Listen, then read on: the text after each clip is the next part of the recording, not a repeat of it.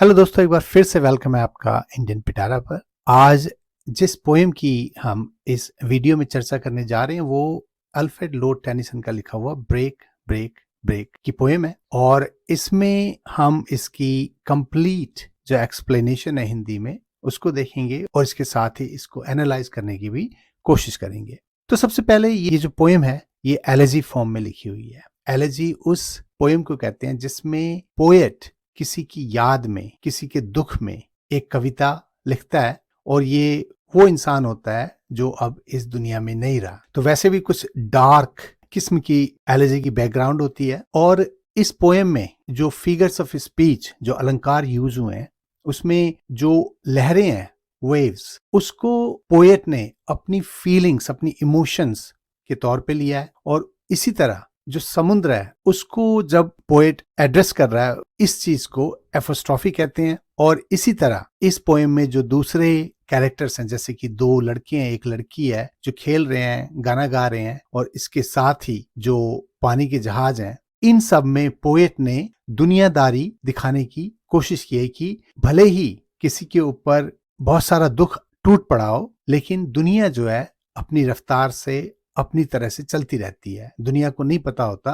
कि किसी के ऊपर क्या बीत रही है। तो चलिए इसकी समरी कर लेते हैं पहले।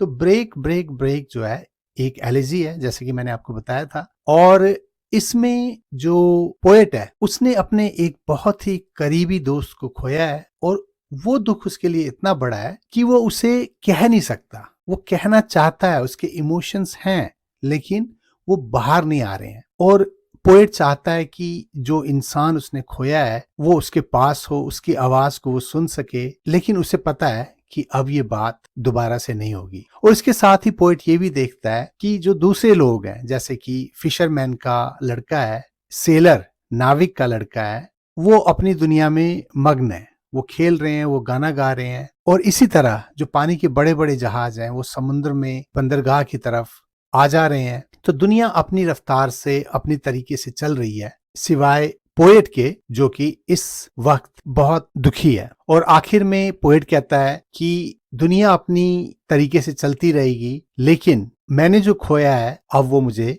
दोबारा कभी नहीं मिलेगा। तो चलिए इसे लाइन बाय लाइन देखते हैं। Break break break on thy cold grey stones of sea. वो कहता है ब्रेक ब्रेक ब्रेक। तो यहां देखिए, ब्रेक ब्रेक का मतलब ये नहीं है कि तोड़ दो, बल्कि यहाँ पोएट कह रहा है कि ब्रेक ब्रेक ब्रेक, टूट जाओ उन ठंडे स्लेटी पत्थरों पर ओ समुद्र। वो लहरों को कह रहा है कि आओ और उन पत्थरों पे गिरो और बिखर जाओ। And I would that my tongue could utter the thoughts that arise in me. और हो सकता है अगर तुम ऐसा करती हो लहरों, तो शायद मैं भी उस बात को अपने जुबान पे ला सकूं जो मेरे अंदर तो बहुत सारे हैं, लेकिन उन्हें बोलने में मुझे दिक्कत हो रही है। मैं उन एहसासों को बाहर नहीं ला पा रहा। O well for the fisherman's boy that he shouts with his sister at play.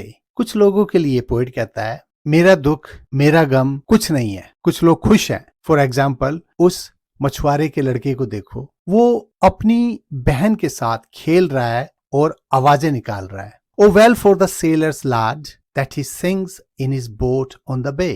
और इसी तरह जो नाविक, सेलर का लड़का है, लैड, वो भी अपनी नाव में बैठा हुआ आराम से गीत गा रहा है, वो भी खुश है। And the stately ships go on to their haven under the hill। और इसी तरह ये जो पानी के बड़े बड़े जहाज हैं ये भी बंदरगाह की तरफ जा रहे हैं। तो जैसा कि मैंने आपको बताया, पोएट यहाँ पे ये दिखाने की कोशिश कर रहा है कि देखो जो मेरा दुख है वो कितना ज्यादा है। मैं अपने इमोशंस को कंट्रोल नहीं कर पा रहा हूं, मैं उसको बोल नहीं पा रहा हूं। और दूसरी तरफ ये दुनिया है, वो अपने अपने कामों में मस्त है, किसी को कुछ पता नहीं कि मेरे ऊपर क्या बीत रही है। But O for the touch of a vanished hand and the sound of a voice that is still. अब यहाँ पे पोएट फिर कंपेयर करता है कि देखो दूसरे खुश हैं, जिंदगी जो है वो चल रही है, लेकिन सिवाय मेरे, बट कि वो जो हाथ जिसे कभी छुआ जा सकता था अब गायब हो चुका है, vanished.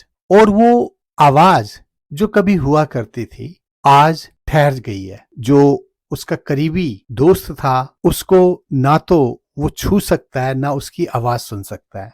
Break break break at the foot of thy crags o sea। अब यहाँ पे फिर पोएट कहता है आओ और बिखरो इन चट्टानों के पैरों पर ओ समंदर, या दूसरे तौर पे हम कह लें कि वो फिर अपनी इमोशंस को कह रहा है कि आओ और एक्सप्रेस्ड हो जाओ, बाहर निकल आओ, कह दो जो मेरे मन में है। But the tender grace of a day that is dead will never come back to me। लेकिन पोएट का जो दुख है वो फिर आकर उसको आखिर में घेर लेता है, क्योंकि वो कहता है भले ही मेरे इमोशंस बाहर आ जाएं, लेकिन जो tender grace of a day, वो सुहाना दिन जो अब बीत चुका है, डेड हो चुका है, वापस नहीं आ सकता। भले ही मेरे इमोशंस में कह दूं इस बात को कि मैं दुखी हूं, लेकिन वो जो दिन था वो कभी लौटकर फिर मेरे पास नहीं आएगा। तो दोस्तों, होपफुली आपको इस पोएम को समझने में आसानी हुई हो। तो बताइएगा कैसा लगा। तो आज के लिए इतना ही, फिर मिलते हैं आपसे दूसरे वीडियो में।